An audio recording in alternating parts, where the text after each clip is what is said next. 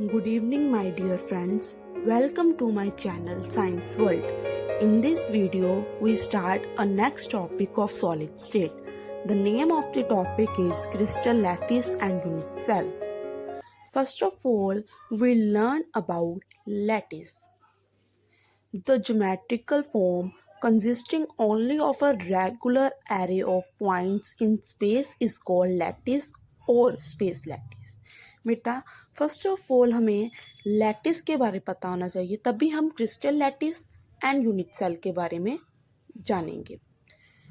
Lattice क्या होता है? लैटिस हमारे पास एक रेगुलर एरे ऑफ पॉइंट्स होता है। अब यहाँ पर एरे का मतलब ये है कि अरेंजमेंट। हमारे पास क्या होता है कि लैटिस पॉइंट्स, जैसे ये लैटिस पॉइंट्स है सभी, इनका एक रेगुलर अरेंजमेंट होता है और उस रेगुलर अरेंजमेंट की हेल्प से हम एक ज्योमेट्रिकल फिगर ड्रॉ करते हैं, जैसे यहाँ पर की हुई है।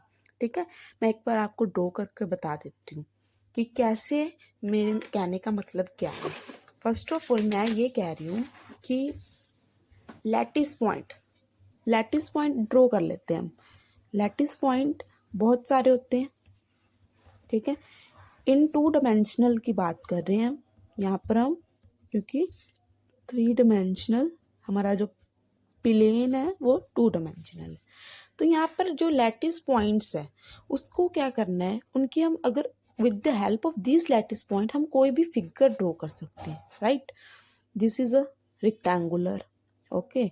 वी ऑल्सो ड्रॉ स्क्वायर, ठीक है। हम ट्रायंगल भी बना सकते हैं, है ना। कोई भी फिगर जो है हम ड्रॉ कर सकते हैं। किसकी हेल्प से हम कर रहे हैं? लैटिस पॉइंट्स की हेल्प से। ये हमारे पास क्या होते हैं? लैटिस पॉइंट्स होते हैं, ठीक है। This is our lattice points, okay. अब अगर तो ये रेगुलर अरेंजमेंट आपको पता है कि एक सिस्टम में जो पॉइंट्स है वो लगे होंगे, तभी हमारे पास जो ज्योमेट्रिकल फिगर्स जो है वो मिलेंगी। अगर ये हमारे पास रेगुलर नहीं होंगे तो हमारे पास जो ज्योमेट्रिकल फिगर नहीं मिलेगी, इसीलिए हम इसे क्या देते हैं? Lattice, okay.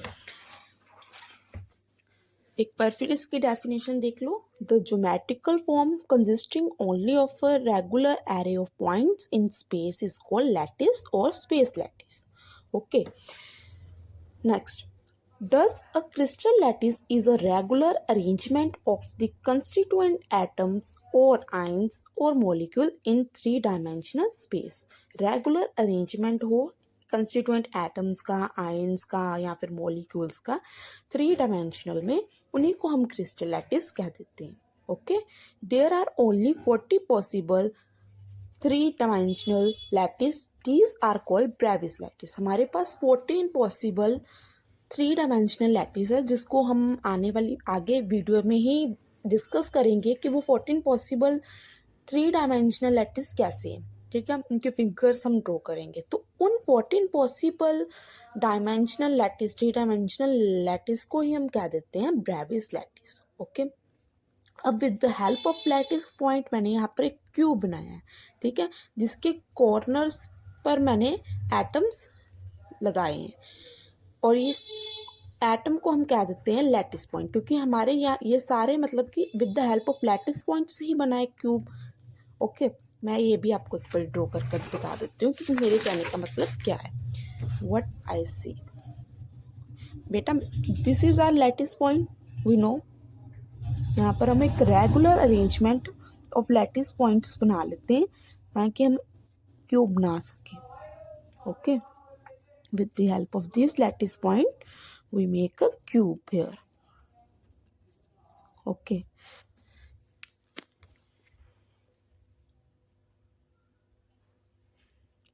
Now first of all cube बनाने के लिए हमें पता है, राइट।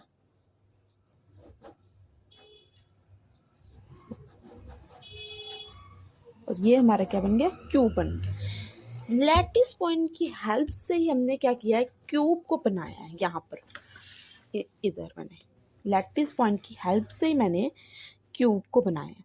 और this is a lattice point, ये लैटिस पॉइंट हो गया। और जो ये पॉइंट्स को, लैटिस पॉइंट को ये स्ट्रेट लाइन ज्वाइन कर रही है, straight line joining 2 lattice points, okay. Next हमारे पास आता है यूनिट सेल क्या होता है? Unit cell is a smallest portion of a crystal lattice which when repeated in different direction generate the entire lattice.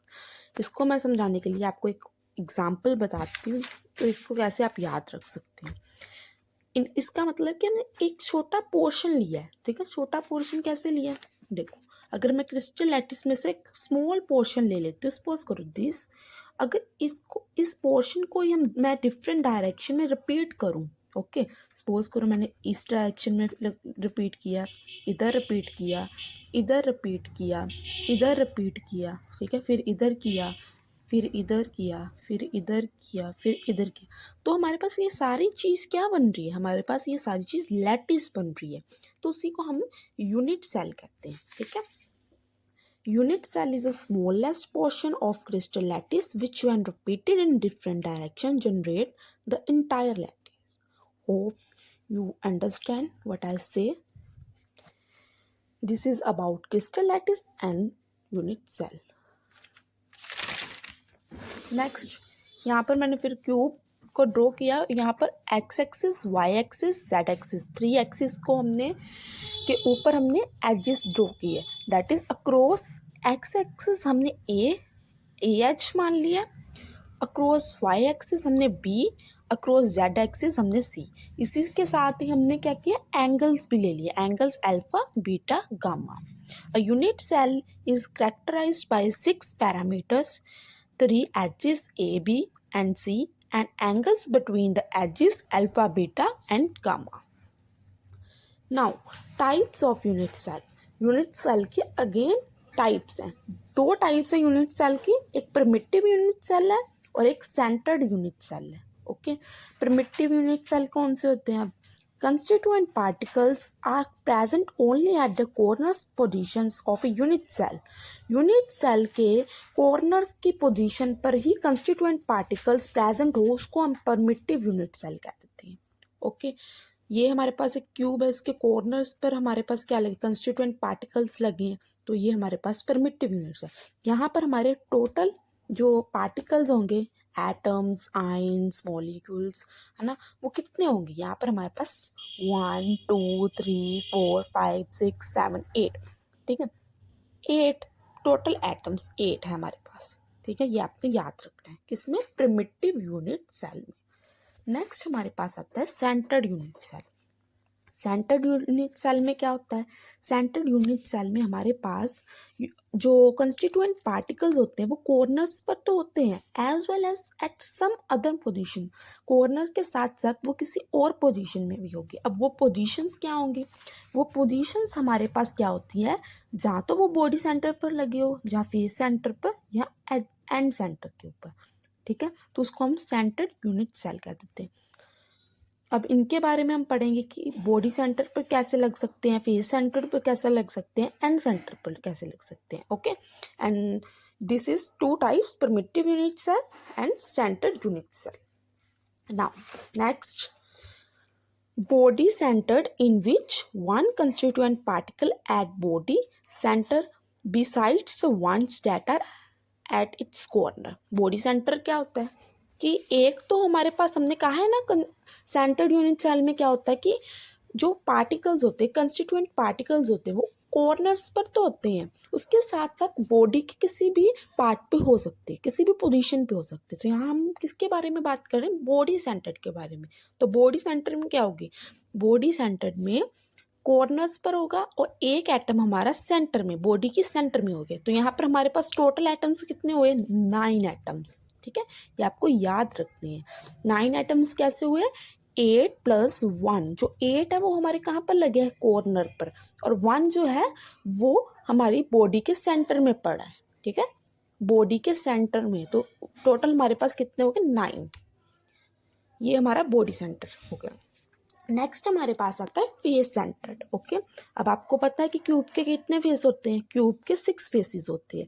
तो कॉर्नर्स पर तो हम लगाएंगे, साथ साथ उसके हमने फेसेस पे लगा देना है।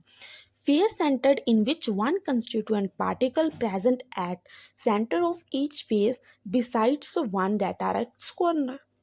ओके, कॉर्नर्स पर 8 आ गए और सेंटर पे आ गए 1 2 3 4 एक आगे और एक पीछे। ठीक है, तो हमारे पास टोटल कितने हो गए? 1 2 3 4 5 6 7 8 9 10 11 12 13 14 एटम्स हो गए टोटल हमारे पास यहाँ पर। ये आपने याद रखने हैं। नेक्स्ट न्यू टॉपिक करेंगे उसमें ये इसी की हेल्प से वो टॉपिक जो है कंप्लीट होगा। नेक्स्ट हमारे पास एंड सेंटर आता है। एंड सेंटर क्या होता है? अब एंड सेंटर होता है कि हम जो मतलब कि जो एटम्स लगा रहे हैं वो हमने वो एज जो हमारे पास दो फेसेस होंगे, ओके, टू फेसेस के ऑपोजिट लगाने हैं। या तो इधर इधर लगा लो या इधर इधर लगा लो। अब मैंने यहाँ पर इधर इधर लगाया है तो यहाँ पर हमारे पास एंड सेंटर बन गया। okay, and center in which one constituent particle present at the center of any two opposite faces। तो कोई भी opposite faces पर हम लगा देते हैं, corners पर तो लगाने हैं, प्लस टू opposite faces के ऊपर हम लगा देते हैं, तो उसे हम कह देते हैं एंड सेंटर। ठीक है, तो यहाँ पर हमारे पास कितने एटम्स हो गए? 1 2 3 4 5 6 7 8 9 10। ओके, तो यहाँ पर हमारे पास टोटल जो एटम है वो कितने हो गए? 10 एटम्स हो गए। This is about end centre. Very easy, you have to learn this.